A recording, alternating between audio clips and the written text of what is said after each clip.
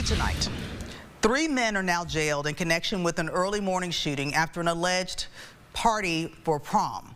Around 1 a.m., sheriff's deputies were called to a location off of Highway 146. There, deputies say they found 20-year-old Jeremy Bennett with a gunshot wound. Now, he was taken to a Livingston hospital where he later died.